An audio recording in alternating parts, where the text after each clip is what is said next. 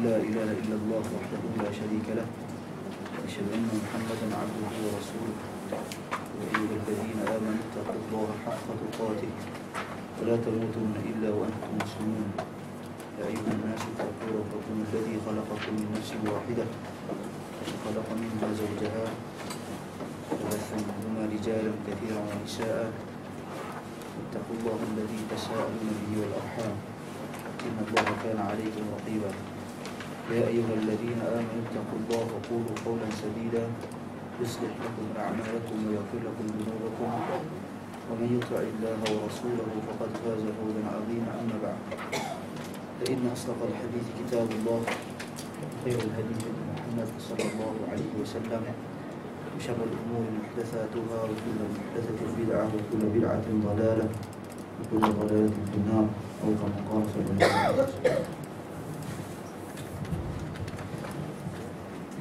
Sedang hadirin dan tuan-tuan sekalian, kita sambung kajian kita terlebih dahulu daripada kitab Syarh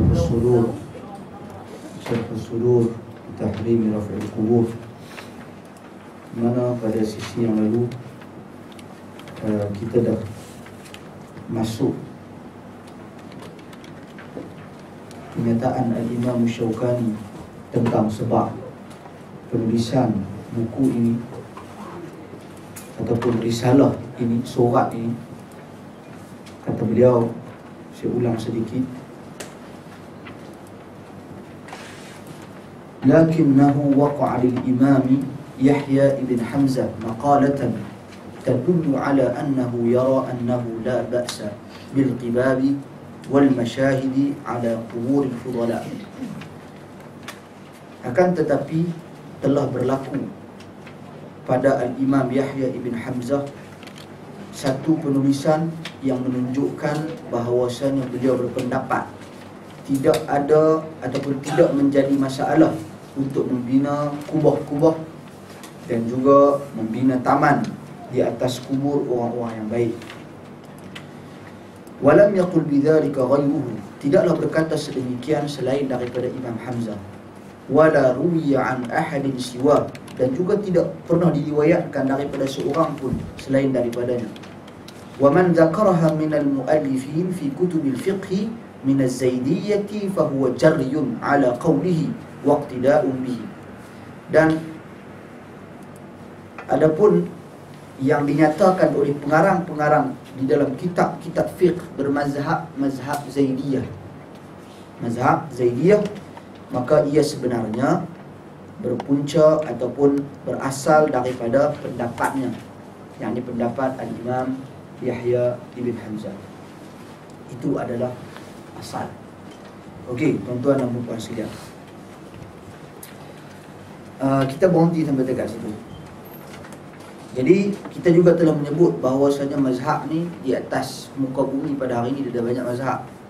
Ada mazhab yang masih diguna pakai dan ada mazhab yang sebenarnya telah pupus, seperti mazhab Sufyan Ats-Tsauri, mazhab Ibn Shihab Az-Zuhri, mazhab ulama-ulama hadis seperti mazhab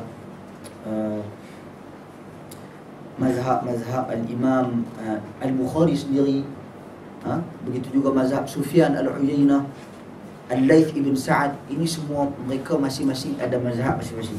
Mazhab maksudnya pandangan-pandangan mereka yang mereka keluarkan, yang mereka nyatakan, cuma ia tidak disusun semula oleh murid-murid mereka. Murid-murid dia kurang aktif sikit. Berbeza dengan murid-murid Al-Imam Syafi'i, contohnya Al-Imam Al-Muzani, Al-Imam Al-Buwaiti. Mereka ini semua orang yang agresif, yang aktif dalam menyusun kumpul semula pandangan-pandangan Al-Imam Syafi'i. Okay? Begitu juga anak murid Al-Imam Abu Hanifah, seperti Muhammad ibn Al-Hasan Asy-Syaibani, Abu Yusuf dan juga Muhammad ibn Al-Hasan Asy-Syaibani, di mana mereka mengumpul dan menyebar luaskan mazhab Al-Imam Abu Hanifah. Jadi macam Imam Malik pun sendiri, Al-Qasim bin Salam dan ramai lagi murid-muridnya.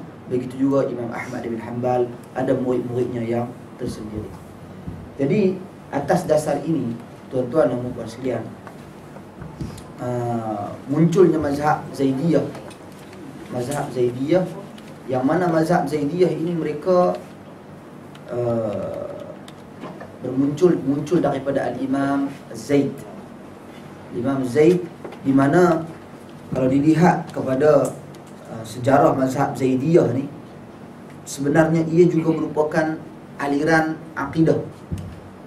Dia bukan sahaja fiqh, dia berasal daripada aliran akidah yang tersendiri, iaitu pada kelompok-kelompok yang mengangkat kedudukan Ali ibn Abi Talib radhiyallahu anhu lebih daripada sahabat-sahabat Nabi yang lain. Itu adalah asal mazhab Zaidiyah, berpunca daripada masalah akidah. Sebab itu kalau kita tengok dalam mana-mana perbezaan pendapat dalam isu-isu fiqh, sebenarnya kebanyakannya berpunca daripada perselisihan akidah. Kalau dilihat kebanyakan ulama-ulama yang bermazhab dengan mazhab Al-Imam Abu Hanifah contohnya dulu, ketika mana pemerintahan Turki Uthmaniyah, kebanyakan yang bermazhab dengan mazhab Hanafi, mereka berakidah dengan akidah Maturidiyah dan Al-Asy'ariyah. Jadi pada ketika itu Al-Maturidiyah dan juga Al-Asy'ariyah digelar sebagai Ahlul Kalam. Berbeza pada ketika itu dengan ulama-ulama bermazhab Hanbali dan juga bermazhab Syafi'i, mana mereka adalah Ahlul Athar yang berpegang dengan Al-Quran dan Hadis. Okey. Jadi benda ni menyebabkan pertembungan. Dia memberi kesan pada fiqh, di mana pertembungan akidah akan menjadikan seseorang itu ta'assub dalam pandangan-pandangan fiqh mereka. Jadi bila akidah lain masing-masing, dia melihat bahawasanya orang yang berakidah selain daripada akidah dia sesat. Dan juga pandangan-pandangan fiqh dia dan lebih tepat daripada pandangan orang tu. Jadi begitu juga apa yang berlaku dalam negara kita pada hari ini. Pertemuan-pertemuan akidah oleh kelompok-kelompok tertentu ini menyebabkan memberi kesan kepada fatwa-fatwa mereka dalam isu-isu fiqh. Kita nak bercakap dengan orang macam mana, tuan-tuan dan puan sekalian? Kita berbahas tentang isu-isu fiqh contohnya. Kita nak bercakap tentang hukum solat tarawih ke, hukum solat witir ke, hukum apa jenis solat ke contohnya. Tetapi pada masa yang sama, sumber kita berbeza dengan sumber dia. Kita nak pakai Quran dan sunnah hadis dari Nabi yang sahih contohnya. Dia nak kira apa orang kita buat, apa orang ramai buat, apa masyarakat buat contohnya. Jadi ini masalah. Kita tak boleh nak rangkumkan, kita tak boleh nak sekalikan, sebab sumbernya berbeza, sebab metodologi dalam mengeluarkan sesuatu hukum itu berbeza. Nampak? Okey, itu satu perkara. Seterusnya, dia kata lagi di sini, kata Al-Imam Asy-Syaukani lagi di sini, walam najid al-qawla bidzalika mimman 'asarahu. Kami tak pernah berjumpa dengan pandangan-pandangan seperti ini selain daripada dia di zamannya. Dia seorang saja, Al-Imam Hamzah, tapi dia ni dihormati dan direspek dalam masyarakat. Au taqaddama asruhu alaih, ataupun orang-orang yang mendahului zaman dia. Tak ada pun. La min ahli bait wala min ghairihim. Bukan tak ada seorang pun daripada kalangan ahli bait, dan juga tak ada seorang pun daripada kalangan selain daripada ahli bait. Sahabat Nabi tak ada pun.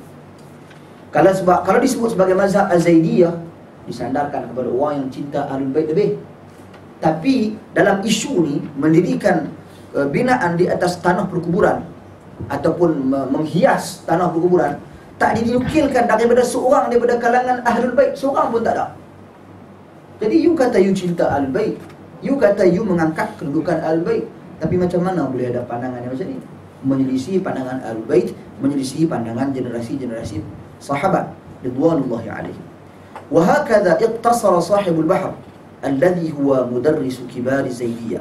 Begitulah yang dinyatakan oleh ataupun yang dipegang oleh pengarang kepada kitab Al-Bahr, yang mana dia merupakan mudarris, tenaga pengajar yang kibar, besar untuk mazhab Zaidiyah. Siapa dia ni? Imam Yahya ibn Hamzah. Wa marji'u madhhabihim, dan merupakan sumber rujukan mazhab mereka. Wa makanul bayan li khilafihim fi dhati bainihim, dan juga tempat untuk memberi penjelasan ketika mana berlaku perselisihan di antara mereka. Walil khilafi bainahum wa bain ghairihim, khilaf sesama mereka ataupun khilaf dengan orang selain daripada mereka. Menunjukkan bahawasanya Imam Yahya ibn Hamzah ni bukan orang kecil-kecil, bukan orang tak cerdik, bukan orang biasa-biasa, ustaz-ustaz kampung dah. dia adalah ulama besar. Bukan berarti ustaz kampung tu ni, saya bagi bahasa tu contoh je. Lagi dengar-dengar lagi pun ustaz kampung semua lekeh dah. Saya tak masukkan macam tu pun. Maksudnya nak abang bagi di sini kedudukan Imam Yahya ibn Hamzah ni bukan orang biasa. Dia adalah sumber rujukan, pusat rujukan bagi masyarakat setempat. Perselisihan dalam mazhab ke ataupun perselisihan di luar daripada mazhab, semua orang rujuk pada dia. Tapi dia mengeluarkan satu kenyataan yang bahaya. Okey. Bal ishtamala ala ghalibi aqwal al-mujtahidin wa khilafatihim fil masail al-fiqhiyah. Bahkan kesemua perkara-perkara yang diperselisih oleh ulama-ulama mujtahid dan perselisihan-perselisihan mereka di dalam masalah-masalah fiqh, wa sara huwa al-marju' ilayhi fi hadhihi al-a'sar wa hadhihi ad-diyar liman arada ma'rifat al-khilaf al-masail. Maka dialah yang menjadi tempat rujukan depa semua ni di zaman ini, di negeri ini, yakni di Yaman, bagi orang-orang yang nak mengetahui perselisihan-perselisihan tentang sesuatu permasalahan, dan juga wa aqwalil qailin bi itsbatiha aw nafiha min al-mujtahidin, dan juga nak tahu pandangan ulama mujtahid mana yang menetapkan atau pandangan ulama mujtahid mana yang menafikan. Dia ni tempat rujukan. Kira masalah-masalah khilaf ni dia tahu ulama ni kata apa, ulama ni kata apa, orang nak rujuk, orang rujuk kepada dia. Kemudian fa inna sahib hadzal kitabil jalil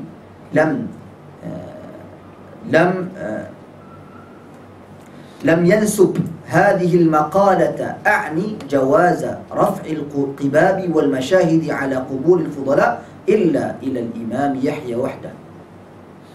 Dan sesungguhnya tuan punya kitab ini tidaklah menisbahkan hadhil maqalah, tulisan ini, kecuali iaitu harusnya meninggikan kubah dan juga menghiasi kawasan perkuburan kecuali kepada Al-Imam Yahya seorang saja.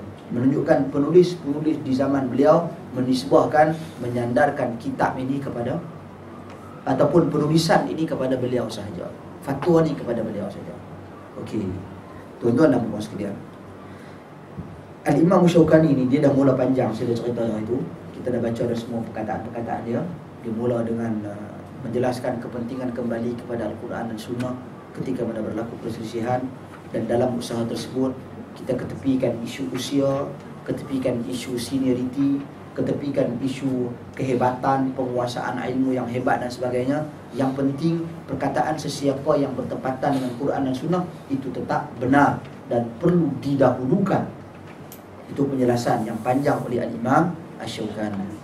Jadi cara dia nak tarik orang, sebab nak berhadapan dengan satu tokoh, satu imam yang dihormati di zaman dia, Al-Imam Yahya bin Hamzah. Jadi dia dah cerita kepada kita ni. Dan tuan-tuan dan puan sekalian, adab dan sikap para ulama, dia tasabbut dulu, dia kenal pasti dulu betul ke tidak perkataan ni perkataan Imam Yahya, mengikut analisa dia daripada sumber-sumber rujukan dia.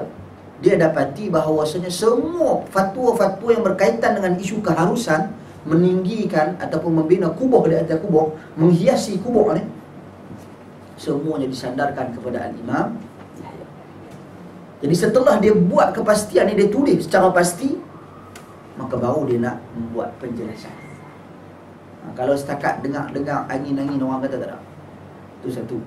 Kedua, dia tengok juga siapa yang dia nak jawab. Kalau takat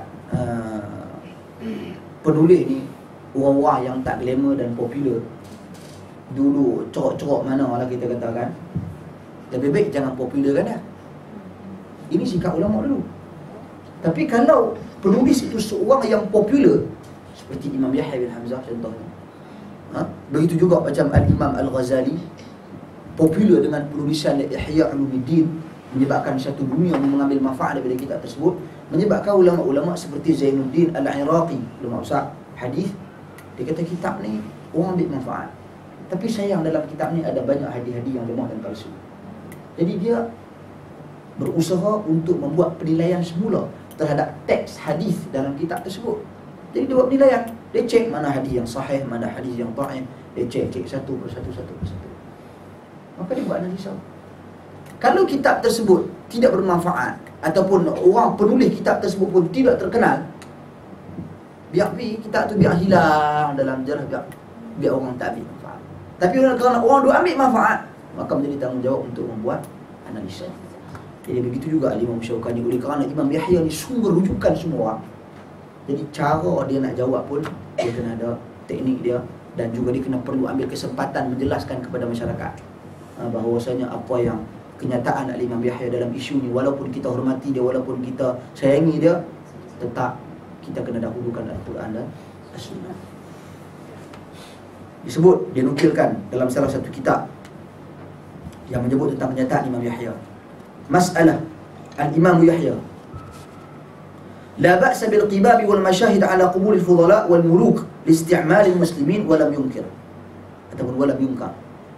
Sesungguhnya tidak menjadi masalah, ni kata Imam Yahya, untuk membina kubah-kubah dan pemandangan yang menarik di atas kubur orang-orang yang baik dan juga kubur raja-raja, listi'malil muslimin, kerana orang Islam ramai buat benda lagu ni, walam yungkar, dan benda ni tak diingkari pun, tak dimungkiri pun oleh orang Islam. Orang Islam tengok tak ada masalah.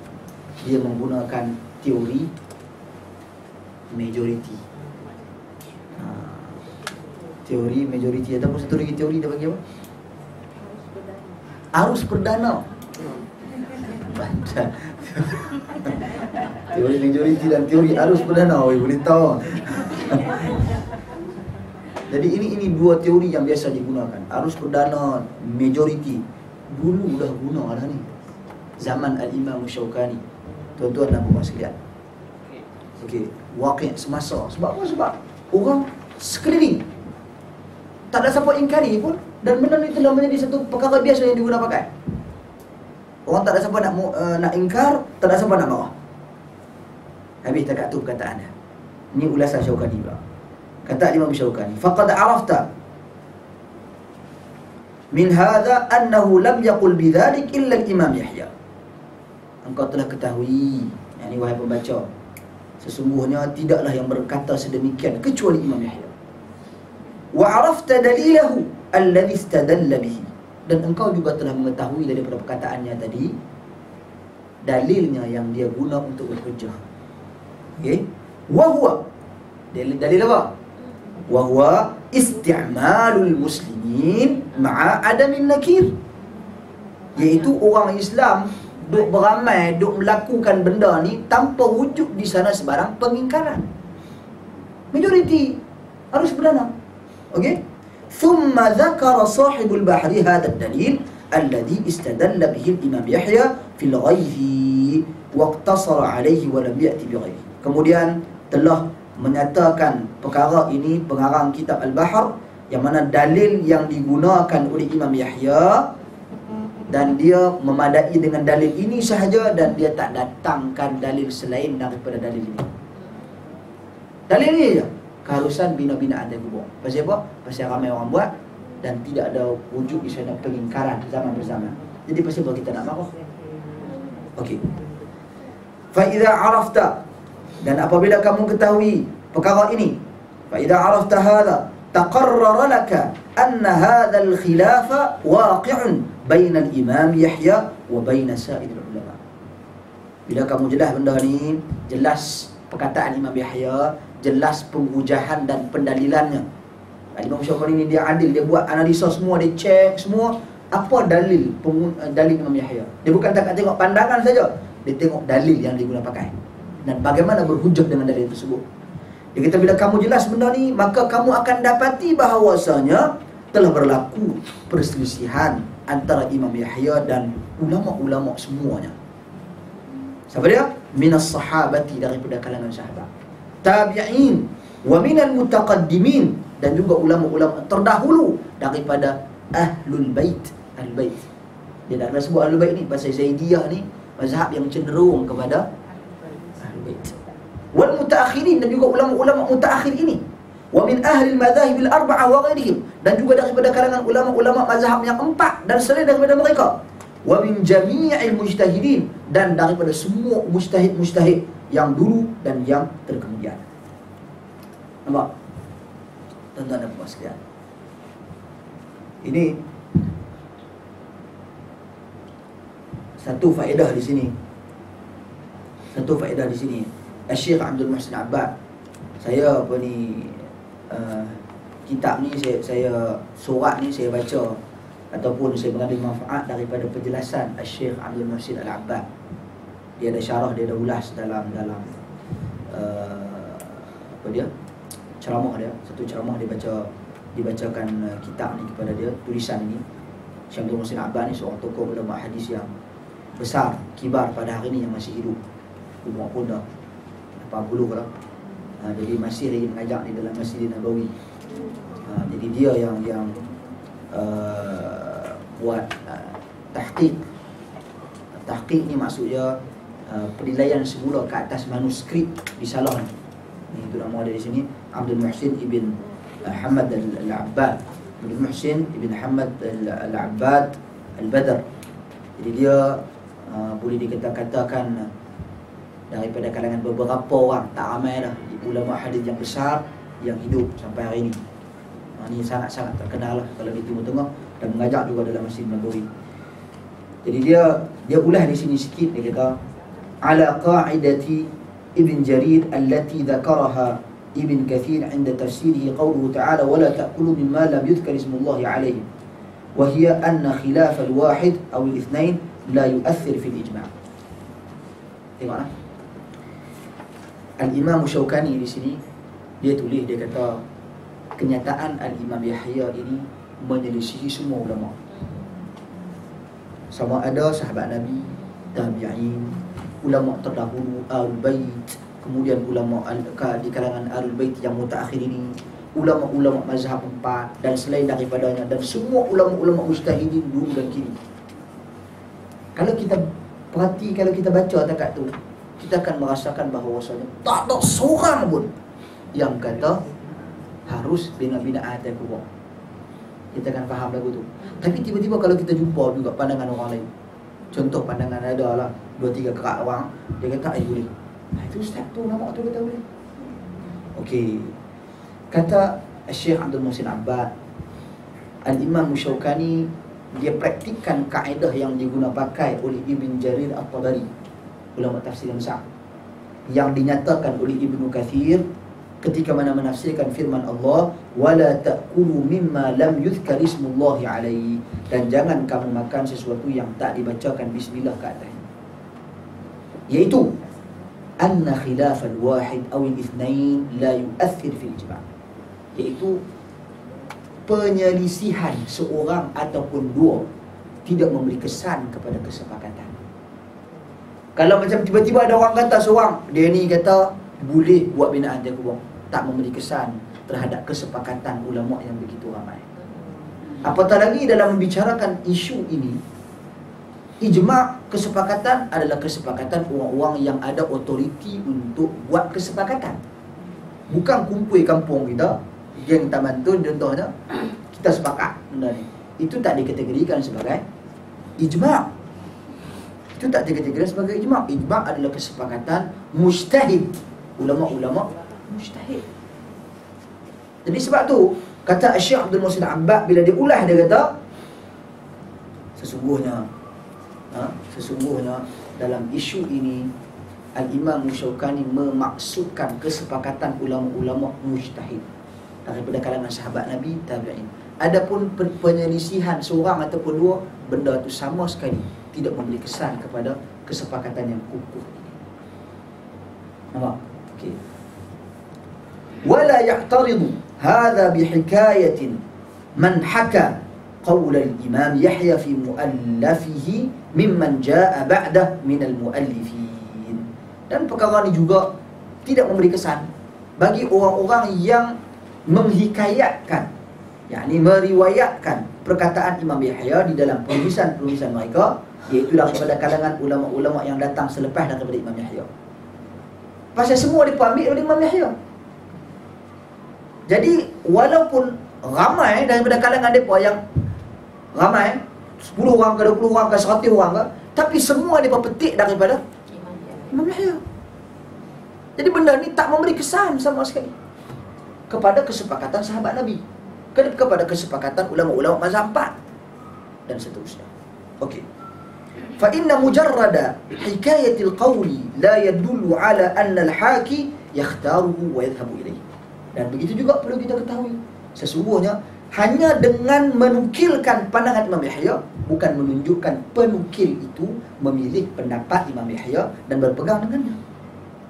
Tak semestinya, mungkin dia nukil saja, mungkin dia tak berpegang pun dengan pandangan itu.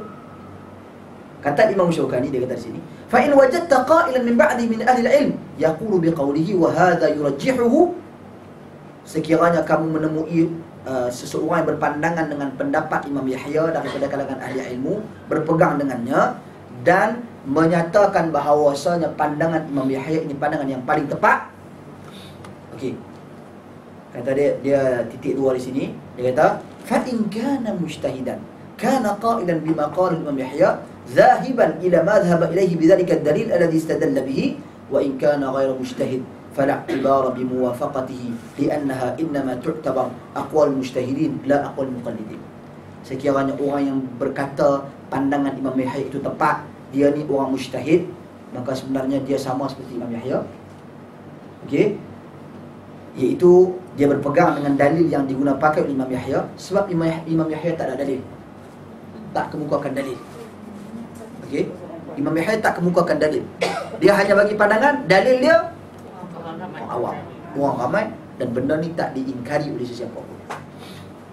Okey, jadi orang yang ambil ulama mujtahid yang kata pandangan Imam Yahya ni tepat, aku setuju dengan pandangan Imam Yahya, maka sebenarnya pendalilan dia sama seperti pendalilan Imam Yahya. Tapi bagi orang yang bukan mujtahid, fala i'tibar bi muwafaqatihi, tak perlu pun, tak diambil manfaat pun persetujuan dia dengan pandangan Imam Yahya. Sebab apa? Sebab kita hanya mengambil ibrah, mengambil pengajaran, mengambil pandangan-pandangan orang-orang yang mujtahid, bukan orang muqallid. Kalau takat kita ni, melebu saya, kalau kita semua ni, kami setuju dengan Imam Yahya, maksudnya Ali Imam Syafi'i abang di sini, pandangan hampa semua ni tak boleh pakai. Kami tak kira pandangan hampa. Kami yang kami kira pandangan ulama-ulama mujtahid. Yang tu kami pandang serius.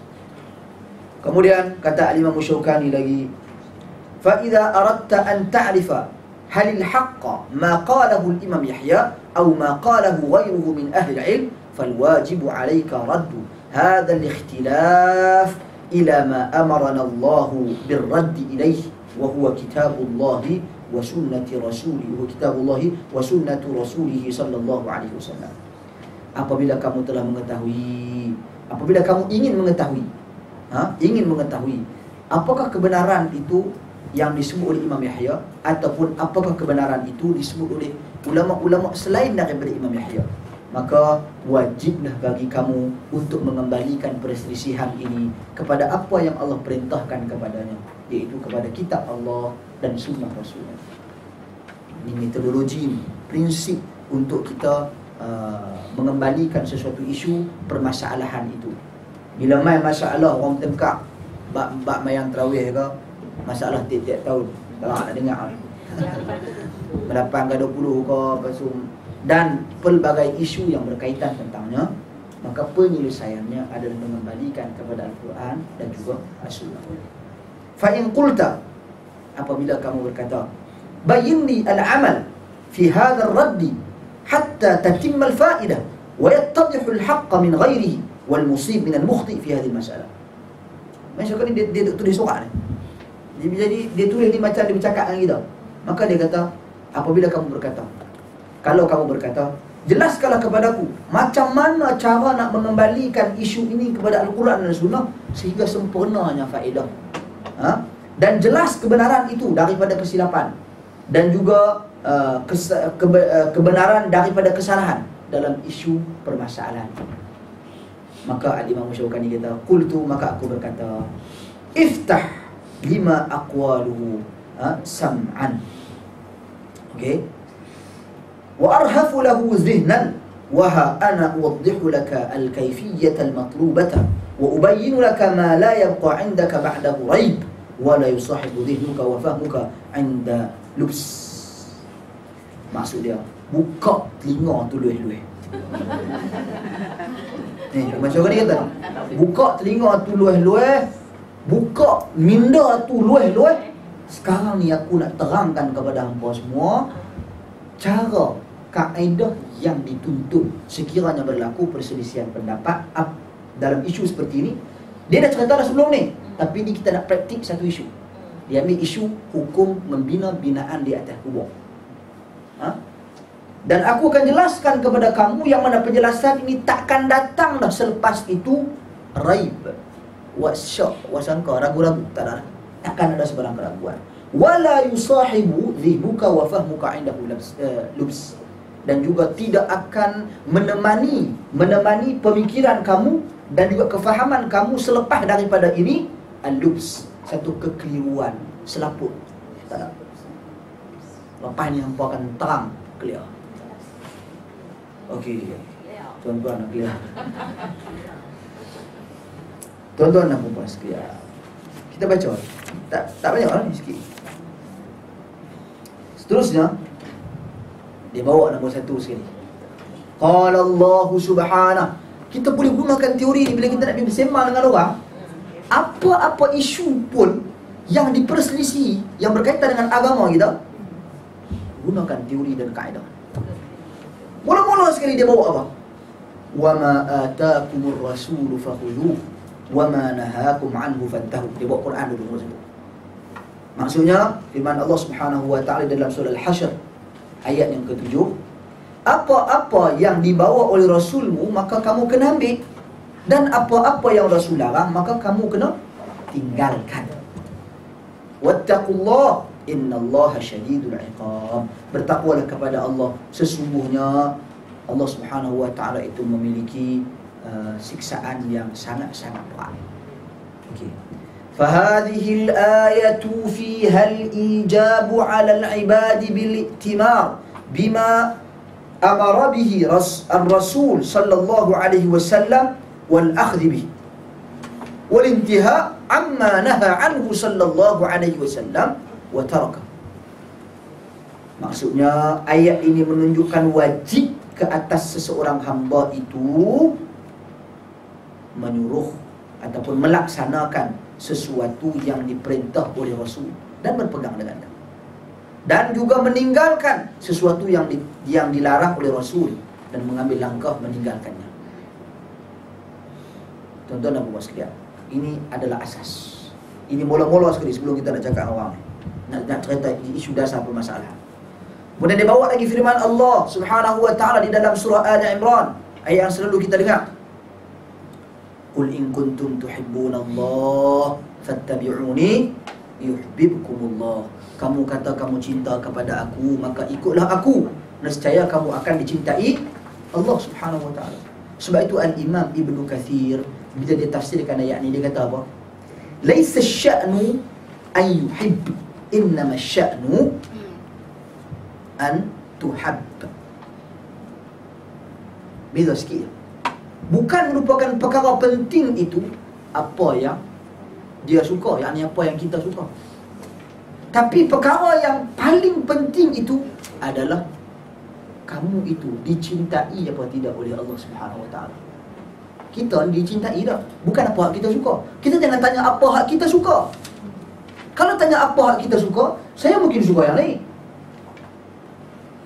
Tuan-tuan dan puan sekalian mungkin suka yang ni, saya mungkin tak suka. Tu tanya pada kesukaan kita. Tapi tanya, adakah kita ni, amalan kita ni disukai dan dicintai Allah Subhanahu wa taala? Nak tahu macam mana? Tengok ayat tadi. Kamu katakanlah, sekiranya kamu mencintai Allah, maka ikutlah aku, kamu akan dicintai Allah Subhanahu wa taala. Kata Al-Imam Imam Ibn Katsir lagi ketika dia menafsirkan ayat ni, hadhil ayatul karimatu hakimatun ala kulli man idda'a mahabbatullah wa laysa huwa ala tariqah al-mahabbah fa innahu kadhibun fi da'wah.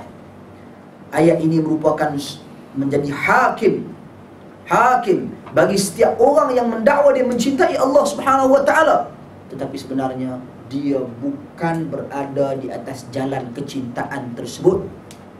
dan sesungguhnya sedangkan dia merupakan pendusta pada dakwaan-dakwaan dia. Sebab bukti cinta Allah adalah ikut Nabi.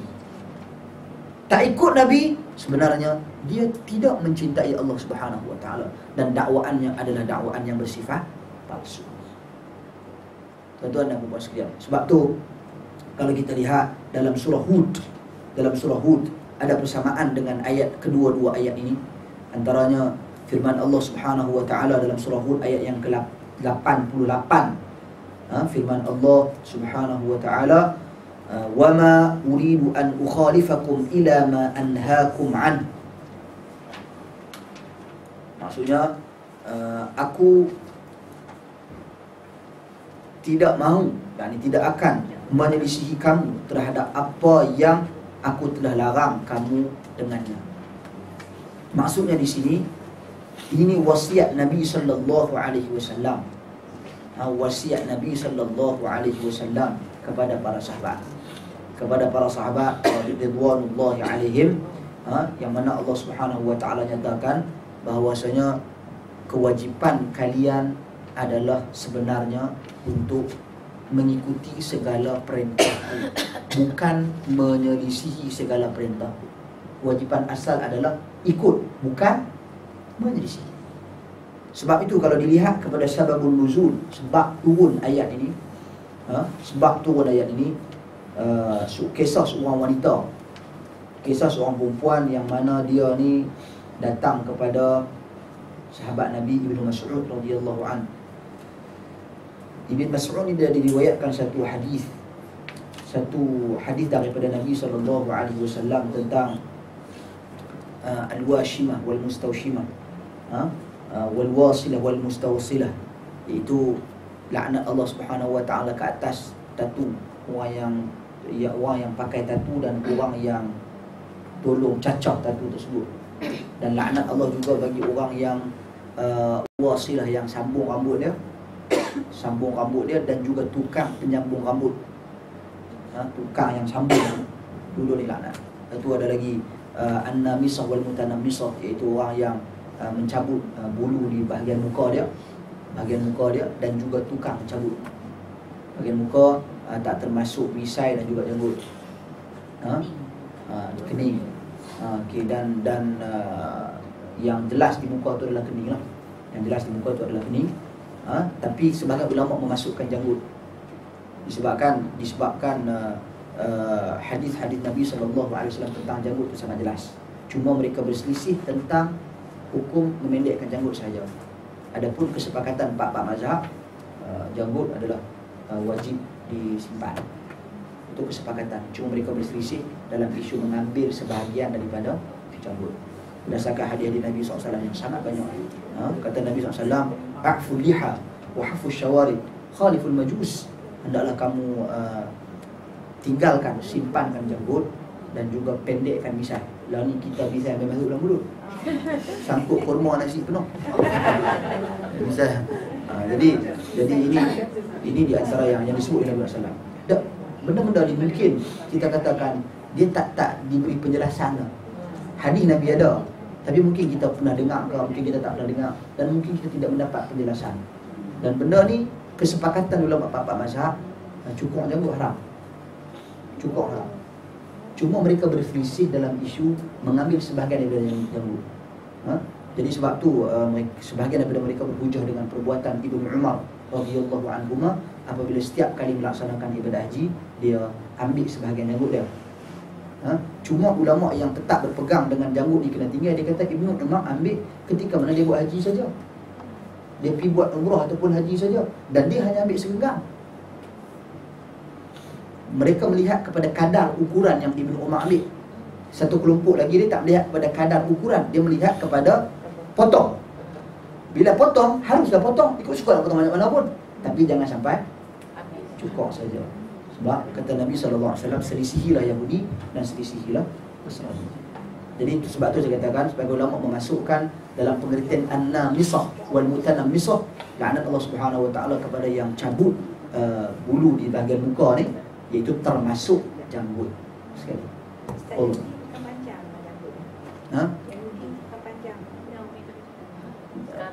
Sekarang lagi dia macam ni cerita dia. Bila sekarang ni Yahudi panjang, Majusi panjang, orang putih pun taruh janggut. Hari tu heboh David Beckham taruh janggut 2 tahun lepas, 3 tahun lepas. David Beckham taruh janggut. Dia orang pakai ambil gambar dia Beckham berjanggut. Tuan-tuan dan puan sekalian, sekarang ni bukan isu dia lagi. Nabi SAW, walaupun Nabi bercakap tentang adat masyarakat Arab, adat orang Yahudi dan adat orang Nasrani, Nabi kata khaliful majus. Ailah dia. Sebab pensyariatan tersebut antaranya disebut oleh Nabi untuk menyelisihi orang Yahudi dan untuk menyelisihi orang Nasrani. Itu adalah disebut sebagai salah satu daripada ilah. Cuma kalau kita lihat dalam hadis-hadis yang lain, perbuatan Nabi SAW, ia sebenarnya tak bergantung sepenuhnya pada ilah tersebut. Ilah ni punca terbitnya, keluarnya sesuatu hukum. Dia bukan bergantung kepada menyelisihi Yahudi semata-mata.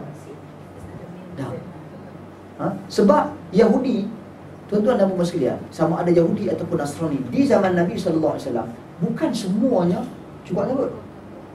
Tapi oleh kerana janggut ni sebahagian syiar daripada syiar-syiar Islam, jadi biar bagi ada, biar bagi ada, walaupun sedikit ataupun walaupun apatah lagi kalau sekiranya mampu untuk kita simpan lagi banyak, itu adalah yang terbaik.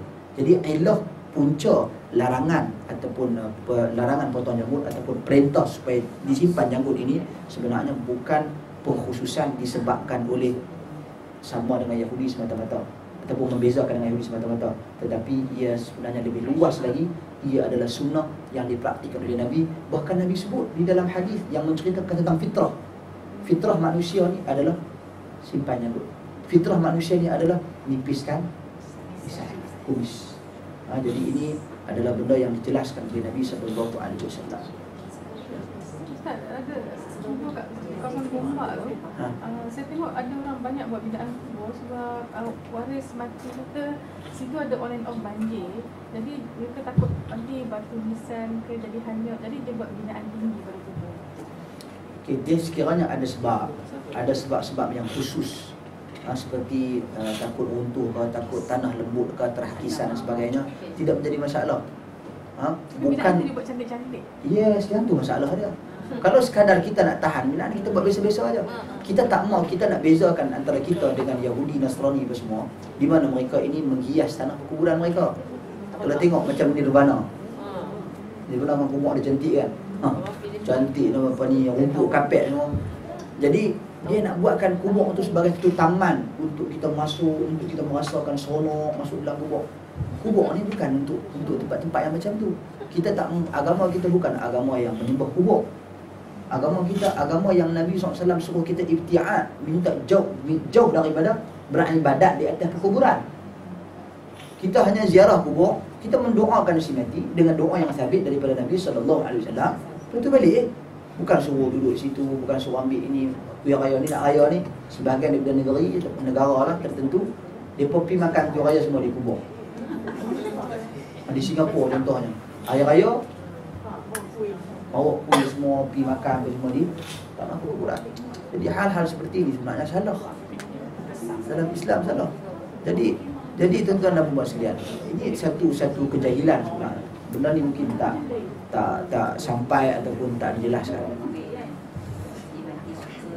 Dia pun bukan sebab dia nak jadi ni. Sekarang ni dah bermula beberapa projek-projek tertentu yang untuk nak upgrade kubur. Saya difahamkan dah bermula di sebahagian tempat yang nak jadikan kubur macam taman. Jadi kita masuk tu macam taman Islam, kubur Islam. Kubur Islam dijadikan macam taman. Jadi ini benda yang wallahu alam yang sangat-sangat kita bimbang. Supaya kita sebenarnya kalau kita nak indahkan pun bukan itu tempat dia. Bukan itu tempat dia. Tempat-tempat seperti itu sebenarnya boleh mendatangkan fitnah lagi, boleh mendatangkan permasalahan yang lebih besar terhadap akidah umat Islam. Jadi Ustaz, patutnya yang tempat banjir tu dia cuma letak tebing saja. Letak tebing saja, bukan hias kubur. Dia hanya letak tebing saja. Itu yang sepatutnya. Okey, cerita tadi ni Ibnu Mas'ud tak habis lagi ni. Jadi mai seorang perempuan kepada Ibnu Mas'ud pasal dia dapat tahu Ibnu Mas'ud sebut hadis ni. Hadis tentang larangan tatu, larangan cabut bulu di bahagian muka, kemudian larangan tentang sambung rambut. Dia main dekat Ibn Mas'ud, kata dia, "Asyai'un wajadta fi kitabillah aw an Rasulullah sallallahu alaihi wasallam?" Dia kata, adakah engkau jumpa benda ni di dalam Al-Quran ataupun daripada Nabi sallallahu alaihi wasallam? Kata Ibn Mas'ud, "Bala, syai'un wajadtuhu fi kitabillah wa an Rasulillah." Aku jumpa benda ni dalam kitab Allah dan juga hadis Nabi pun ada. Nabi sebut yang aku sebutkan tadi lah. Adapun dalam kitab Allah, kata perempuan ni, "Wallahi laqad tasaffahtu ma baina duffatay mushaf." Demi Allah, aku dah buka ni di antara dua kulit kitab mushaf. Aku dah jumpa, tak ada. Fama wajadtu, aku tak jumpa pun yang menyebut seperti apa yang kamu sebut. Ibn Mas'ud berkata, "Fama wajadti?" Hang tak jumpa ke? Perempuan ni kata, "Aku tak jumpa." Kemudian Ibn Mas'ud membaca ayat yang saya bacakan tadi, surah Hud ayat 88. Baca ayat dia bagi clear sikit. Surah Hud ayat 88.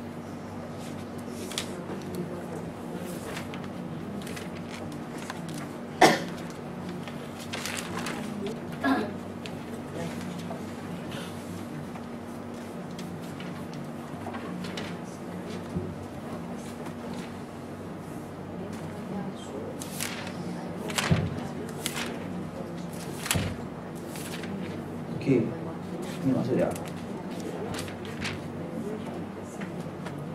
Qala ya qaumi ara'aytum in kuntu ala bayyinatin min rabbi wa razaqani minhu rizqan hasana wa ma uridu an ukhalifakum ila ma anhaakum an in uridu islaha mastata'tu wa ma tawfiqi illa billah alaihi tawakkaltu wa ilayhi. Syuaib berkata, "Hai kaumku, bagaimana pikiranmu jika aku punya bukti yang nyata dari Tuhanku dan dianugerahinya aku daripadanya rezeki yang baik, patutkah aku menyalahi perintahnya? Dan aku tidak berkehendak menyalahi kamu dengan mengerjakan apa yang aku larang. Aku tidak bermaksud kecuali mendatangkan perbaikan selama aku masih berkesanggupan, dan tidak ada taufik bagiku melainkan dengan pertolongan Allah. Hanya kepada Allah aku bertawakal dan hanya kepadanya aku kembali." Dalil di sini, poin yang kita nak bahaskan di sini adalah pada perkataan, "Dan aku tidak berkehendak menyalahi kamu dengan mengerjakan apa yang aku larang." Wa ma uridu an ukhalifakum ila ma anhaakum. Maksudnya, aku larang kamu benda ni, tapi takkan saja aku nak buat. Jadi Ibn Mas'ud radhiyallahu anhu, dia baca ayat Quran ni pada perempuan ni. Okey, kemudian perempuan ni berkata, "Bala, betul." Qala ataupun minta maaf. Dia baca ayat yang minta maaf, bukan ayat. Dia baca ayat yang saya bacakan di awal tadi dari surah Al-Hasyr. "Wa ma atakumur rasulu fakhudhu wa ma nahakum anhu fantahu." Dia baca ayat tu dulu. Selagi baru dia baca ayat ni. Dia baca ayat tu dulu. Surah Al-Hasyr ayat 7. Apa yang datang daripada Rasul maka ambillah, dan apa yang Rasul larang maka tinggalkanlah. Perempuan ni pun berkata, "Bala." Okey. Qala inni sami'tu Rasulullah sallallahu alaihi wasallam, aku mendengar Nabi SAW bersabda tentang wasilah wal washimah wan namisah, tentang tiga benda tadi, iaitu sambung rambut dan juga cabut bulu di muka. Maka wanita ini berkata, "Fala'allahu fi ba'di ahlika." Mungkin benda ni untuk sebahagian daripada keluarga kamu. Kemudian qala fadkhuli fanduri. Ibn Mas'ud berkata pada perempuan ni, "Hang mai masuk tengok ahli keluarga aku." Ahli keluarga ni maksudnya al-ahl, kita dah sebut itu isteri. Bini aku juga masuk tengok bini aku. Kemudian qalat ma ra'aitu ba'sa. Aku rasa tak ada apa pun. Aku rasa biasa aja benda ni, tak ada masalah kan, nak tattoo ke, nak cabut bulu ke di muka ke, ataupun nak sambung rambut ke. Bagi pandangan aku tak ada masalah. Maka Ibn Mas'ud pun baca apa yang dibacakan oleh Syuaib kepada kaum dia. "Wa ma uridu an ukhalifakum ila ma anhaakum an." Dan aku tidak berkehendak menyalahi kamu dengan apa yang aku larang. Maksudnya aku larang benda ni, Aku menyelisihi perbuatan kamu. Aku larang dan aku menyelisihi. Bukan bererti aku saja nak larang kamu, tapi oleh kerana larangan yang datang daripada Nabi, bukti dia tengok ahli keluarga aku pun tidak melakukan hal-hal sedemikian rupa. Jadi larangan ini bukan hanya untuk orang tertentu seperti kamu, larangan untuk semua manusia. Dan aku bukan menyelisihi kamu saja-saja. Sebab aku dah larang benda ni, aku dah tak bagi orang buat, maka aku akan selisihi sesiapa sahaja yang buat, termasuk diri. Jadi dua ayat yang diceritakan antara asar ataupun bukan, dia bukan sababun nuzul, tetapi disebut sebagai sababul wurud. Bila disebutkan perkataan ini oleh Ibn Mas'ud, antara sebabnya perselisihan pandangan antara seorang perempuan. Yang mana perempuan ni dia datang dalam keadaan dia tak setuju dengan pandangan Ibn Mas'ud. Dia tak setuju. Lepas tu dia tanya, adakah benda ni ada dalam Al-Quran ataupun ada dalam Sunnah? Ibn Mas'ud sebut dalam Quran, dia kata tak ada pun dalam Quran, aku dah cari, tak ada. Ibn Mas'ud bawa ayat Quran, apa yang didatangkan oleh Rasul kamu kena pegang, dan apa yang dilarang kamu kena tinggalkan. Perempuan ni pula kata okey, tak apa. Tapi daripada sunnah pula macam mana? Daripada sunnah Ibn Mas'ud pun baca hadis Nabi tu. Kemudian perempuan ni kata, aku rasa hadis ni untuk orang-orang orang tertentu yang ikut kau tu semua. Bagi aku tak ada masalah. Keluarga hang tu macam mana? Duk kata sangat hadis ni. Jadi nak tengok. Jadi kemudian Ibn Mas'ud kata tak apa, masuk tengok. Jadi dia perempuan ni masuk tengok, perempuan ni kata aku rasa tak apa kot. Pasal dia tengok keluarga Ibn Mas'ud semua tak melakukan perkara-perkara yang terlarang ini. Maka baru Ibn Mas'ud baca, aku ni tak mau nak menyelisihi apa yang telah aku larang kamu dengannya. Aku takkan selisihi.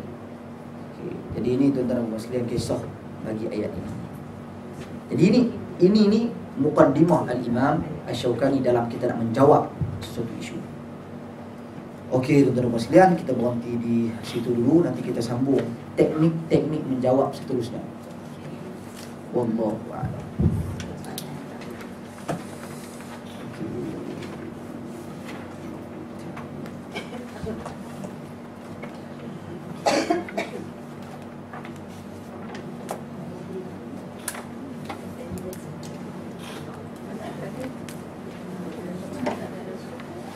Ini ada soalan.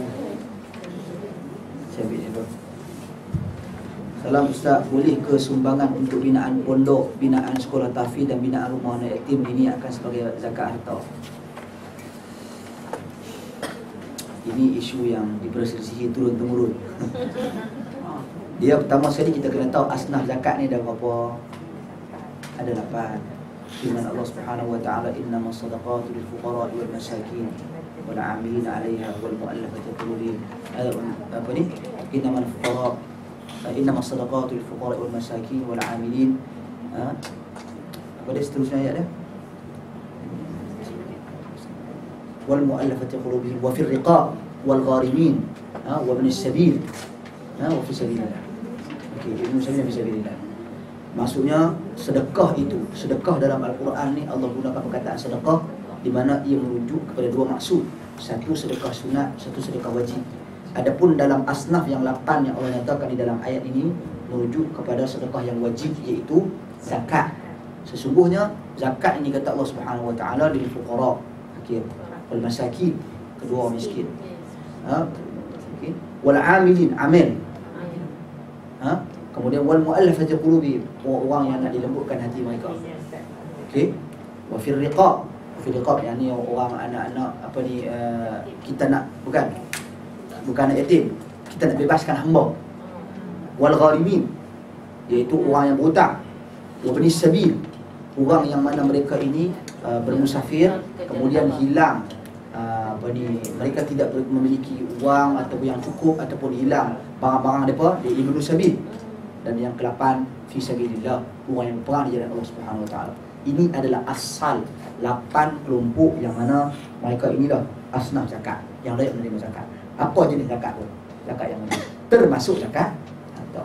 Cuma di kalangan ulama-ulama mutaakhir ini, di kalangan mereka yang memperluaskan beberapa pengertian dan pentakrifan 8 asnaf. Salah satu fakir miskin je lah. Tapi bila main dekat ar-riqab, pembebasan hamba, tak ada dah. Satu. Ini satu isu.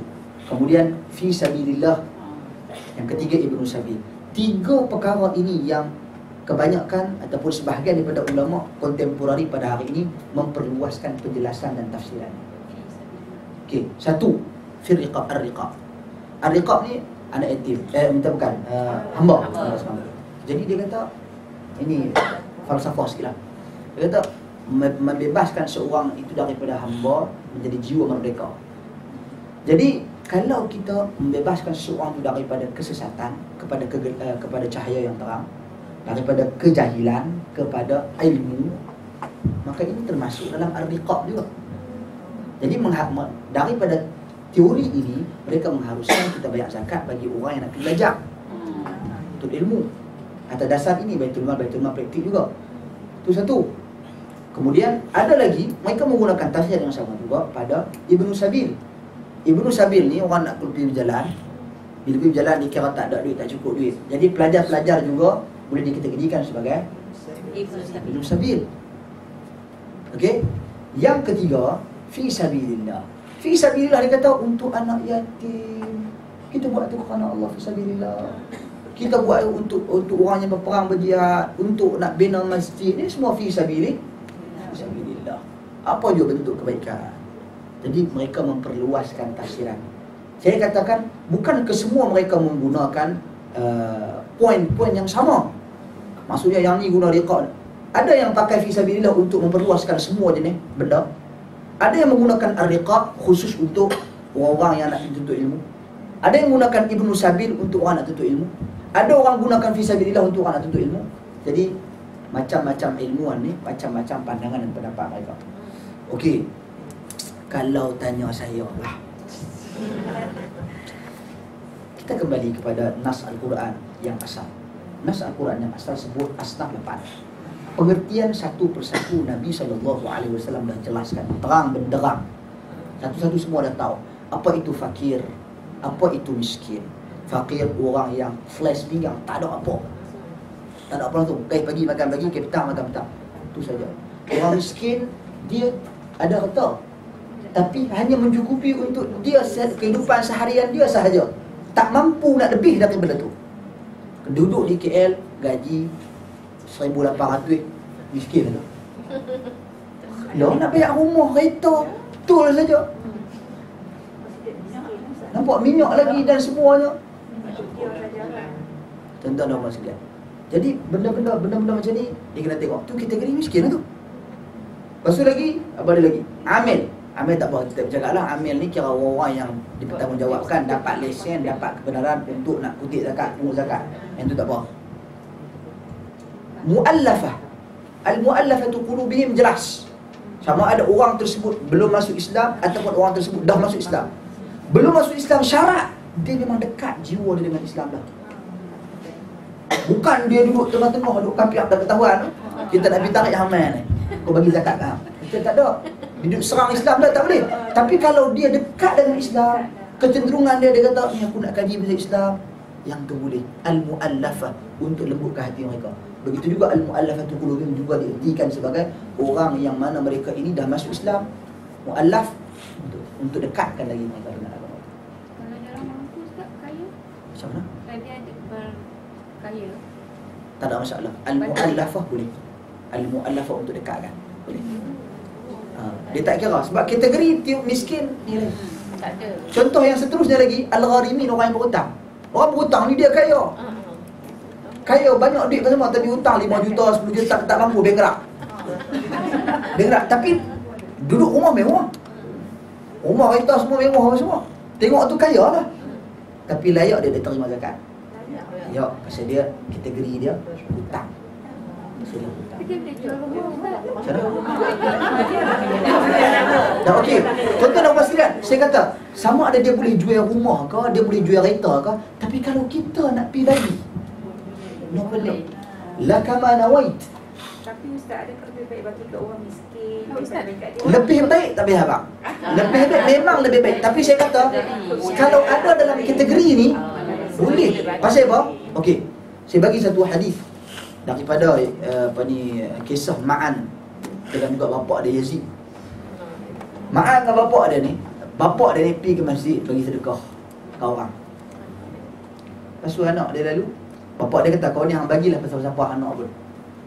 Ma'an lalu, kawan ni bagi kat Ma'an. Ma'an pun tak tahu, dia kata bapak dia yang bagi kawan tu. Dan bapak dia kata, bapak dia pesan bagi tak apa pun. Kawan ni pun bagi, Ma'an pun ambil. Balik-balik, pak dia kata, lah aku bukan nak bagi kat hang ni. Aku tak ada tahu kat hang tak layak terima. Tuan-tuan dan puan sekalian, mereka kedua-dua Ma'an kata, mana boleh aku dah ambil dah. Jadi mereka bertemu dengan Nabi SAW. Pergi bertemu dengan Nabi. Apa kata Nabi? Nabi kata, lakama nawait ya Yazid, walakama akhad ya Ma'an. Ataupun ya Ma'an.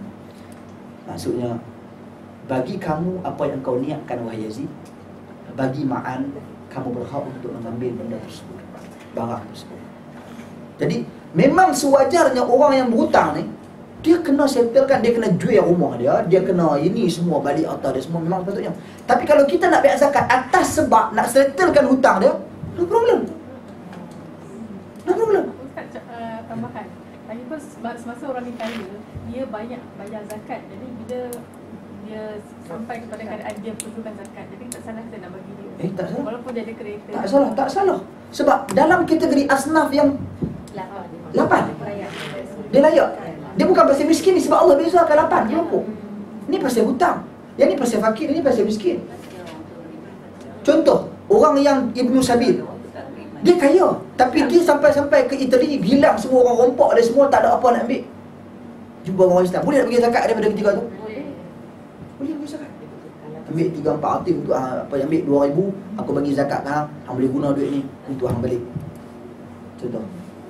Nampak tak dalam sekalian? Jadi Allah dah bagi frame tu, dah ada. Kalau kita sendiri bukan, kita boleh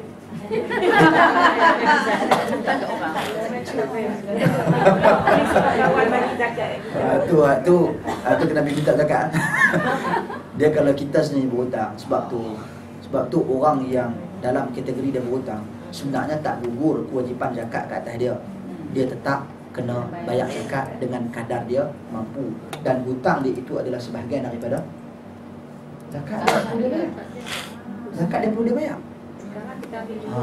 Maksudnya selepas dia dapat balik, ataupun selepas dia maksudnya hutang dia tu, antara zakat dengan hutang, mana kita nak dahulukan dulu?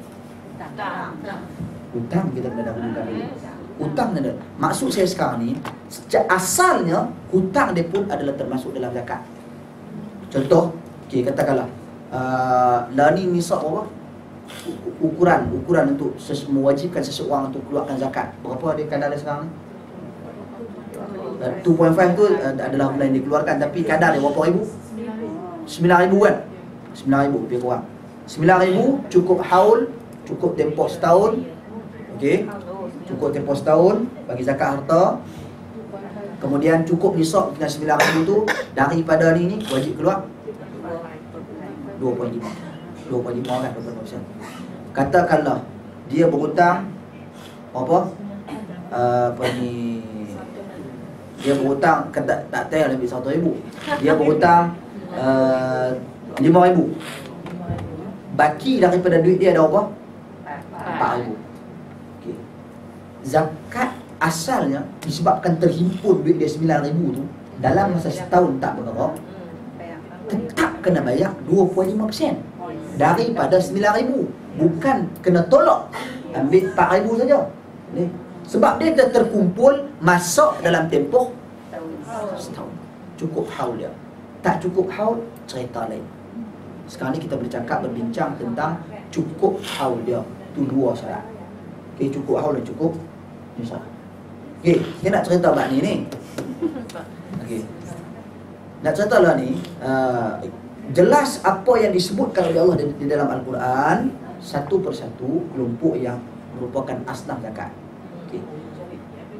Termasuk Ibnu Sabil, orang yang keluar, mana dihilang barang-barangan dia, ataupun tak ada barang, tak ada sumber keuangan, payah apa semua dalam perjalanan, dia dapat.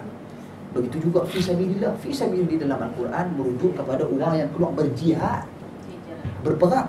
Kalau kita nak kata fisabilillah ni luas tafsiran dia, semua benda kita buat fisabilillah.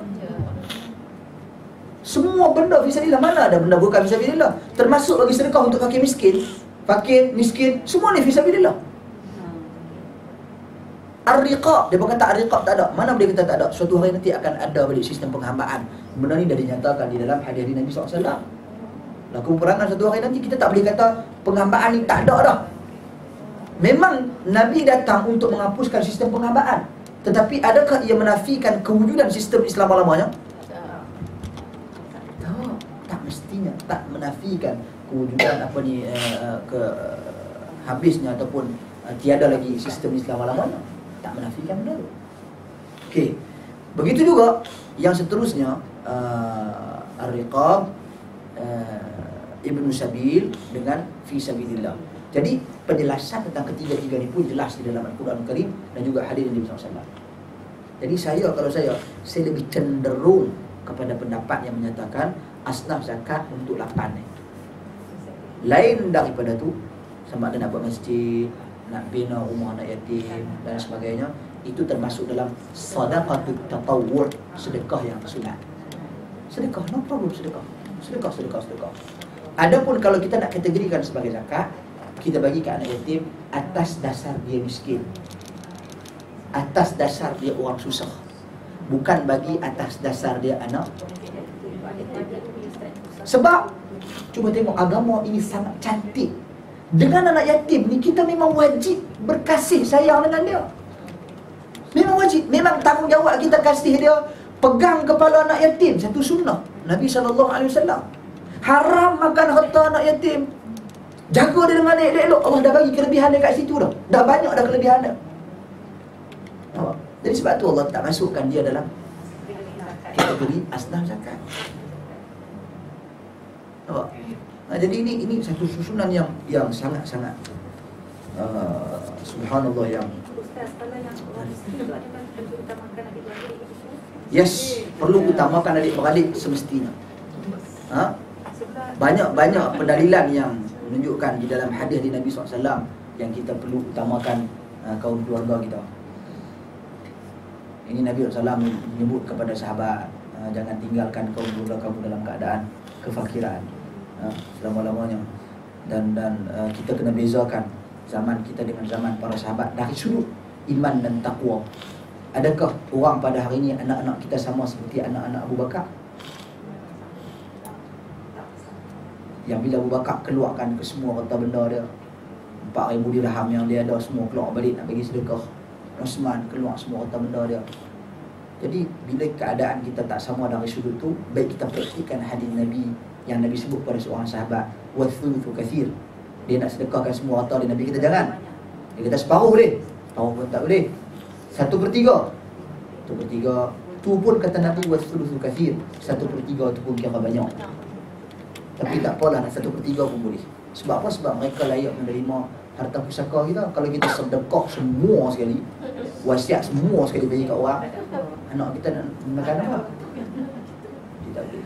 Jadi begitu juga dalam konteks bila kita berhadapan dengan situasi anak kita dalam keadaan kategori dia miskin, dengan syarat dia telah keluar daripada tanggungjawab kita. Kalau dia masih berada di bawah tanggungjawab kita, umur 12 tahun, aku biar zakat. Syok lah kita.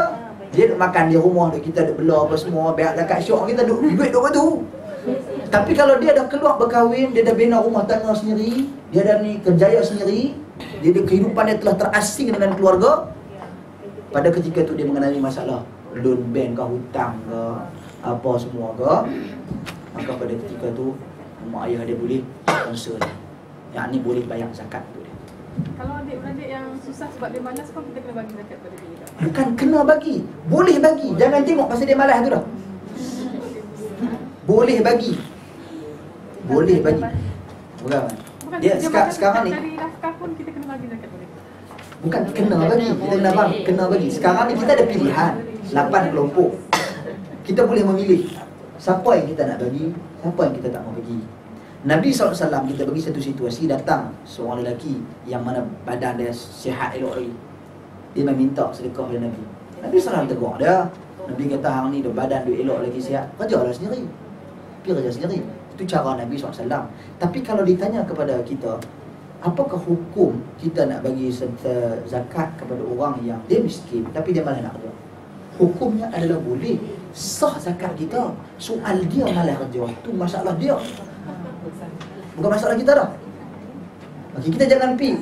Sebab tu zakat. Sebab dia kena dengan teori miskin. Kategori orang miskin. Begitu juga kategori gelendangan ni apa semua, kategori orang fakir. Dia pun semua ni kita boleh bagi zakat. Walaupun dia mampu kerja, dia pun tak mau kerja. Kita tak fikir penggunaan dia seterusnya, sikap dia seterusnya. Cuma kalau betul-betul kita kenal dah dia, bahawasanya dia ni yang dapat duit ni dia pi joli, dia pi loteri ke, dia pi. Kalau tahu ada yang tu, elok kan? Jangan bagi. Tapi kalau setakat dia malas, so tak ada masalah. No problem untuk kita nak bagi zakat kepada dia, untuk dia bantu sara keluarga dia yang lain, kerana kesan kemalasan dia tu akan memberi impak kepada keluarga dia. Kesian hal lain tu kita nak bagi. Ustaz tak payah bayar ke pusat. Oh, itu satu isu yang berbeza. Itu isu adalah adakah pada hari ini kita wajib bayar kepada amil atau tidak. Kalau kita kembali kepada asal, kita tak bercakap lagi dalam konteks negara kita, kita kembali pada asal zaman Nabi SAW. Kata Nabi di dalam hadis, tuqadu min aghniyaihim wa turadu ila fuqaraihim. Ambil daripada orang yang kaya, kembalikan kepada orang yang miskin daripada kalangan mereka. Maksudnya, orang duduk tempat kita tu, kita tengok dia miskin, ambil harta kita, kita bagi ke dia. Menunjukkan di sana tidak ada pihak tertentu yang menjadi orang tengah. Direct itu adalah asal. Tapi juga di zaman Nabi SAW, di zaman Umar contohnya, dia hantar orang untuk kutip zakat. Disebabkan negara Islam makin lama makin membesar. Menunjukkan ada satu kategori di sana yang disebut sebagai amil. Amil. Okey, jadi sekarang ni boleh bayar Islam dulu, boleh bayar zakat direct, boleh bayar zakat melalui amil. Okey, kembali pada konteks dalam negara kita pada hari ini. Sekarang ni tuan-tuan dan puan sekalian, ada dua jenis manusia. Sama ada dia ni suka bayar zakat ataupun tak mau bayar zakat. Nak bayar zakat ataupun tak mau bayar zakat. Tak mau ni, tak mau yang jelas itu dia tak mau, aku tak mau bayar zakat. Satu lagi dia kata bayar cukai lagi bagus. Satu lagi dia nak cuba nak mengelak buat lagu ni, lagu ni tak cukup haula, tak cukup ni lah, tak cukup macam-macam jenis. Jadi muncullah apa ni Baitul Mal dengan sistem-sistem mereka, ataupun pusat-pusat zakat dengan sistem-sistem mereka. Antara sistemnya ataupun undang-undangnya adalah di negeri-negeri tertentu, saya tak pasti negeri tertentu ke ataupun semua sekali, mereka meletakkan syarat bahawasanya zakat ini hendaklah dibayar melalui Baitul Mal. Untuk pengesahan hang tu bayar atau bayar zakat. Sebab zakat ni wajib. Mereka juga berdalilkan perbuatan Abu Bakar As-Siddiq apabila Abu Bakar memerangi orang yang mani'uz zakah, tak bagi orang bayar zakat dan tak mau bayar zakat. Perang Abu Bakar, sehingga kan Umar Al-Khattab radhiyallahu anhu datang bertanya kepada Abu Bakar, betul ke apa hang nak buat ni? Kata Abu Bakar, aku tak membezakan antara orang yang tinggal salat dengan orang yang tinggal zakat. Perang menunjukkan wajib. Jadi macam mana kita nak kawal benda ni? Apa mekanisme dia? Oh, kita buat akta, mesti bayar melalui Baitul Mal. Tak bayar melalui Baitul Mal, tak dikategorikan dia bayar zakat. Bukan tak sah zakat dia, tak dikategorikan dia bayar zakat. Jadi orang ni, dia tak bayar zakat. Nampak? Okey, itu adalah salah satu usaha. Walaupun secara dasarnya, asalnya dalam Islam, boleh bayar secara terus. Jadi untuk mengelakkan hal-hal seperti ini berlaku dalam isu ketaatan pada pemerintah dalam hal-hal yang makruf, ini hal yang makruf, bukan hal yang jahat. Soal Baitul Mal nak guna, itu kita kena cuci Baitul Mal pula atau pusat zakat. Soal ke mana duit itu pergi, had-had yang mereka terletak, birokrasi dalam pusat-pusat zakat ni, nak ambil punya lah payah, nak kena isi borang dapat 200, nak buat apa, makan KFC habis. Bukan untuk mengkayakan orang. Sepatutnya zakat ni tukhadhu min aghniyaihim wa turadu ila fuqaraihim, ambil dari orang kaya bagi pada orang miskin. Sebenarnya kita nak perlu pupuk satu suasana, orang miskin dan orang yang kaya ini mereka saling berhubung antara satu dengan yang lain. Orang miskin tu tahu orang kaya rumah nombor 19 tu, dia hak bagi duit aku, dia yang bantu aku, dia yang ni susah. Baru di sana tidak ada perasaan cemburu, dengki dan sebagainya. Ni kalau kita pergi bagi direct langsung kepada budak zakat contohnya, perasaan seperti ni tak wujud. Orang setempat tak tahu, kata rupa-rupanya daripada duit zakat orang rumah dekat Taman Tun lah yang bagi kat aku. Benda tu tak ada. Bukan kata tak boleh, tapi sewajarnya perkara ni tersebut juga perlu dibuka. Jadi sebab tu cadangan saya untuk nak sesuaikan diri dengan konteks Malaysia, bayar juga zakat ikut pusat Baitul Mal ni. Kemudian separuh lagi kita bagilah kepada siapa pun yang kita nak. Itu pandangan saya. Saya nak tanya Ustaz. Ya. Macam insurans ya Ustaz. Insurans. Kita ada juga dulu masa kita mengambil insurans, lepas tu dia ada tempoh matang. Dan bila tempoh matang tu dia bagilah kita duitnya. Jadi kalau kita perlu bayar zakat kepada Baitul Mal ataupun kepada masjid atau kepada mana yang pada kita? Tu saya katakan tadi, penyelesaian dia adalah sama ada kita bayar zakat kepada Baitul Mal, itu dalam rangka untuk mentaati pemerintah. Soal Baitul Mal nak guna buat apa lepas daripada tu, nak bayar bila kepada siapa, dan cerita. Cuma ada di negeri-negeri tertentu boleh cek. Kalau tak silap saya perlih, kita boleh bayar zakat kat mereka, dan kita boleh minta separuh daripada zakat tersebut untuk dia berikan secara langsung kepada tempat-tempat tertentu. Kelantan buat. Jadi separuh daripada tu bagi, nak bagi kat orang ni, kita boleh ambil balik semua. Bukan ambil kat kita, maksudnya ambil untuk diberikan kepada pihak-pihak lain yang kita nak bagi secara langsung. Ini pasal saya maklumkan insurans punya pendapatan insurans tu tak halal lah, dan jadi bila kita dalam keadaan begitu Ustaz, bila kita dapat duit tu banyak, jadi kita tak tahu macam mana kita tahu kita sepatutnya. Okey, dia macam ni. Hukum menggunakan harta-harta yang daripada berasalkan sumber yang haram. Hukum insurans tu satu bab macam panjang bab tu. Cuma saya katakan sekarang ni, kalau sebahagian daripada ilmuwan berpendapat bahawasanya insurans ni yang dipraktikkan sekarang selain daripada takaful, itu yang paling hampir paling dekat. Sistem insurans lain adalah bukan sistem Islam. Bila bukan sistem Islam, wang yang kita dapat itu berarti bukan wang yang halal. Bagaimana kita nak uruskan wang yang haram ini? Jadi wang yang haram ini, pandangan pertama, buang saja. Cuma sebagian jumhur ulama berpendapat wang seperti ini tak perlu kita buang seperti itu saja. Sepatutnya kita manfaatkan, kata Syekh Salih Al-Munajjid, kata beliau, kita manfaatkan untuk tujuan-tujuan selain daripada perkara yang dikaitkan langsung dengan ibadat. Contoh, wasilah kepada ibadat boleh. Seperti jalan raya, kita nak pergi masjid, buat bus stand, tu wasilah, benda tu wasilah, adalah perantara.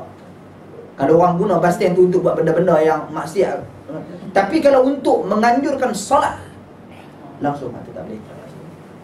Untuk buat masjid, solat masjid ada ganjaran dia dalam Al-Quran, dalam hadis Nabi SAW, elakkan. Tapi kalau untuk wasilah, buat toilet ke, buat ni ke, buat apa-apa yang selain daripada hal-hal yang secara langsung ia merupakan ibadat, maka itu adalah diharuskan. Dan itu adalah kesepakatan para ulama dalam himpunan ulama-ulama dunia tentang isu menghabiskan harta-harta yang haram. Adapun pernah ditanya kepada seorang guru daripada Syria, ditanya kepada dia, Dr. Mustafa Al-Bura, saya ingat, seorang penagih dadah, tokek dadah besar. Dulu jadi tokek dadah besar, jadi dia dah bertaubat. Jadi sekarang ni dengan dia tu ada reta-reta dia tu nak buat banyak.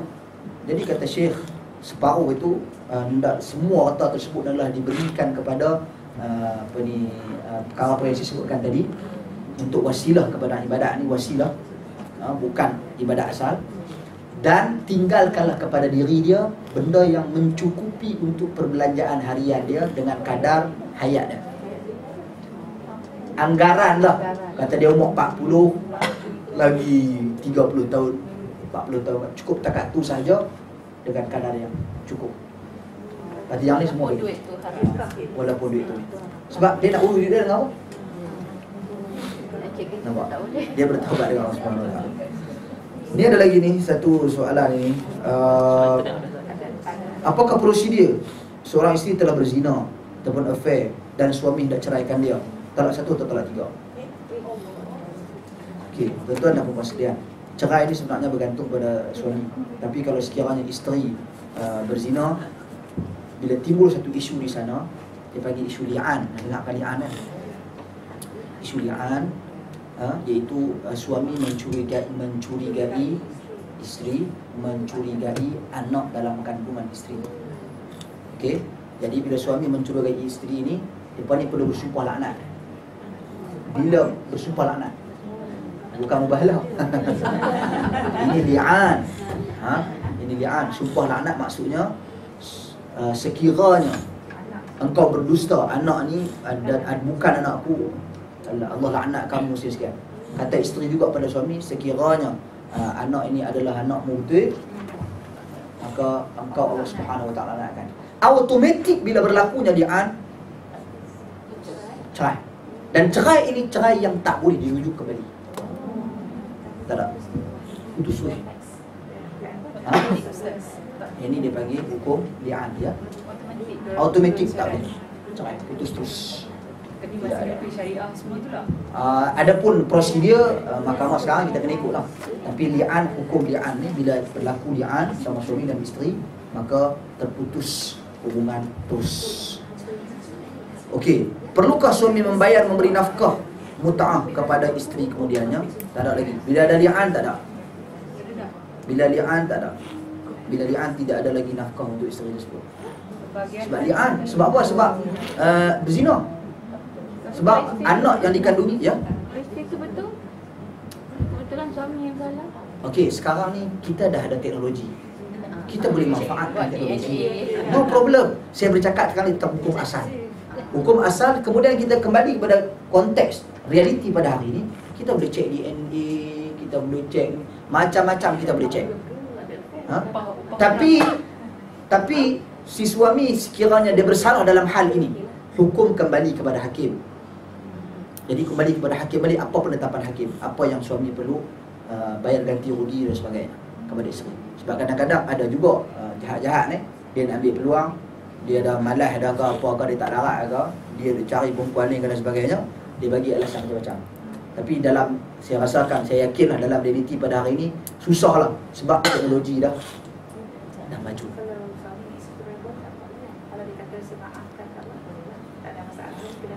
Tapi bila li'an, bila jadi li'an, automatik putus. Putus dan tidak ada istilah di sana untuk dikembalikan balik. Itulah supaya anak.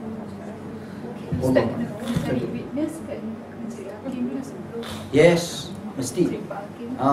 Mesti perlu kepada hakim yang menguruskan. Saya katakan tadi, saya bagi benda yang asal dalam syariat. Adapun dalam negara kita kena ikut prosedur. Ikut prosedur mahkamah syariah. Contoh, akad nikah boleh, akad nikah di luar ni sah, bukan tak sah. Nak pergi nikah dengan siapa, nak ada ni, oh berkenal lah, kita nikah orang, nikah jalan. Sah, syarat dia ada wali, ada saksi, settle. Ada akad, ada mahar, semua settle. Okay. Cuma dalam prosedur mahkamah, pasal nak mengawal ni maslahat dia bagi. Kalau kita buat lagu tu, senang, dia pergi angkat sana, angkat sini, tak payah cek, macam-macam berlaku. Jadi sebab tu dia ada maslahat. Maslahat ni lah sebab tu kadang-kadang penetapan mahar tak boleh bagi murah sangat. Sekali dia macam murah, dia buat macam Saudi contoh, 100,000. Jadi bila dia kahwin tu letak mahar 100,000, nak kesebut cerai tu fikir 3-4 kali rugi. Itu adalah salah satu penjagaan maslahat. Sebab apa? Sebab Arab ni dia berkali-kali dia cakap ikut suka dia.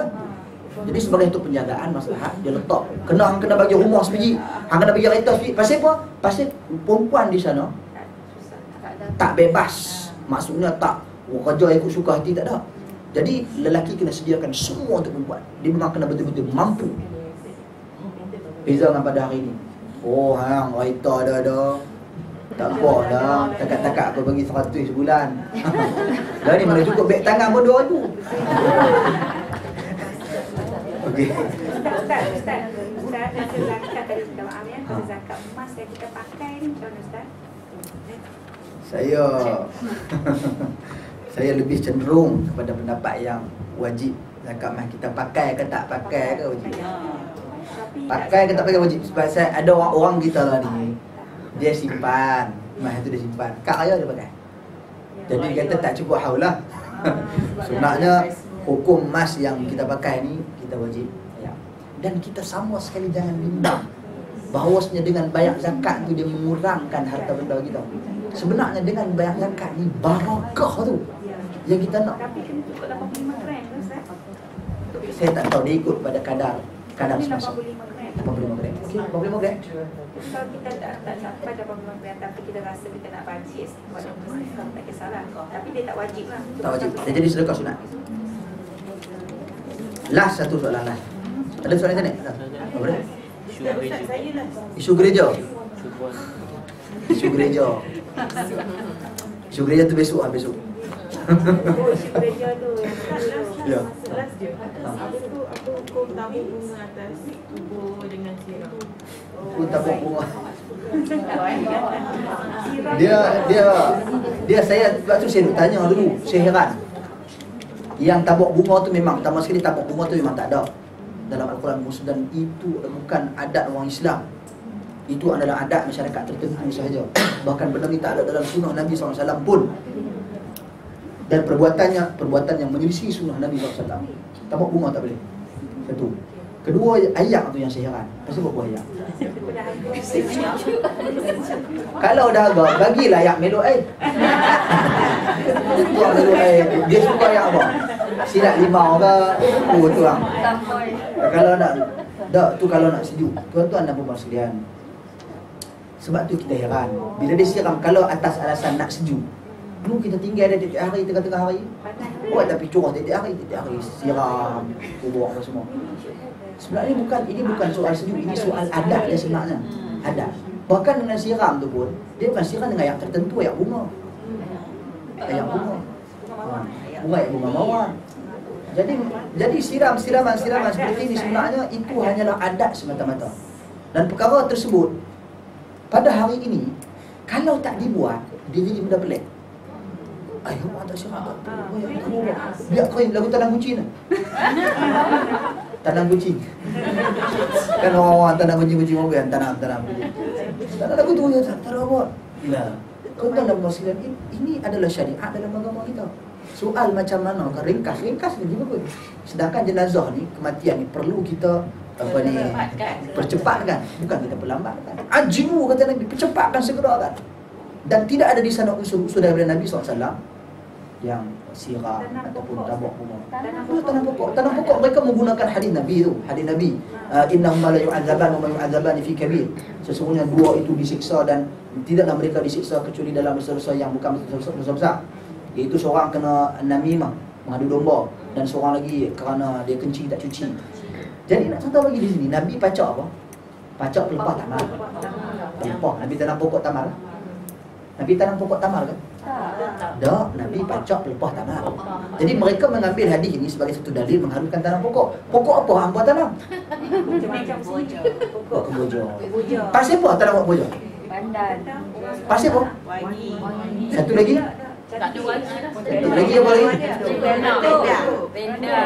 Tak, untuk kebaikan yang mereka fikir dengan akal, untuk kebaikan. Pasal apa Nabi pacak pokok kurma tu, pelepah tamar tu? Lagi dia basah. Lagi dia basah, diampunkan dosa. berzikir, doa minta pengampunan untuk dia. Jadi mereka pun guna hujah tanam buat kemboja ni selama mana pokok tu hidup puding tu semua, dia akan mendoakan.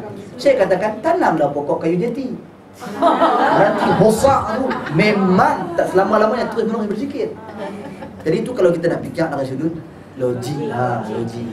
Tapi kita bukan nak fikir dari sudut logik, sebab Nabi hanya koyok pelepah tamar. Kemudian tu satu, kemudian Nabi SAW, Nabi dengar suara sedang menangis. Kita lah ni, kita dengar ke? Jadi yang duk pergi pacak tu, adakah dia kata, dia teriak tu tapi pacak. Jadi seolah-olah kita pacak pokok tu, kita tahu keluarga sedang disiksa. Sebab tu saya katakan tak kena. Tak kena, situasi kondisi tak kena. Sebab sahabat Nabi ridwanullahi alaihim, para sahabat Nabi selepas kewafatan Nabi, tak ada seorang pun yang pacak pokok. Tak ada seorang pun. Ini menunjukkan bahkan kubur Nabi SAW sendiri pun tak ada. Jadi ini perkara yang saya rasakan perlu diperbetulkan dalam masyarakat kita pada hari ini. Last dan ringkas ini pasal dia bagi soalan. Benarkah pandangan atau tafsiran masyarakat mengenai inai yang dipakai akan melambangkan kehidupan nasib atau perasaan seseorang pada seseorang? Bakal suami, isteri, maksudnya warna inai berubah-ubah warna. Inai jadi pekat, cair hitam, oren cair. Ini soalan apa? Tak apa. Ini jadi berubah oren, lepas tu tinggal banyak kan? Ini jadi berubah warna tu. Jadi dia tuan tadi macam ni. Benda-benda kepercayaan ini bukan kepercayaan yang syak kau. Kepercayaan ini boleh dikategorikan kepercayaan yang khurafat. Jadi kita tak boleh mempercayai perkara-perkara sial. Ini termasuk dalam tatayub, umum tatayub, yang mana kata Nabi at-tiyaratu syirkun, at-tiyaratu syirkun, at-tiyaratu syirkun. Kepercayaan kepada sial ini syirik. Asal percaya pada sial ni zaman Arab, at-tatayub, daripada perkataan at-tayr, burung. Dulu Arab kalau nak keluar daripada rumah, dia lepas burung. Burung tu konak kanan, okey, kita boleh keluar, tak share. Kalau burung tu konak belah kiri, share lah, kita kena patah balik, kita jangan keluar. Sial lah. Jadi itu adalah asal kepercayaan pada sial. Jadi kepercayaan pada sial ni merupakan perkara-perkara yang boleh membawa kepada syirik. Jadi jangan bimbang, ini tu di warna apa pun, warna hitam ke, kuning daging ke, apa pun tak apa. Allahu a'lam. Saya cukup setakat tu, bersama besok. Subhanallah wa bihamdihi, asyhadu an la ilaha illa anta, astaghfiruka wa atubu ilaik. Assalamualaikum warahmatullahi wabarakatuh.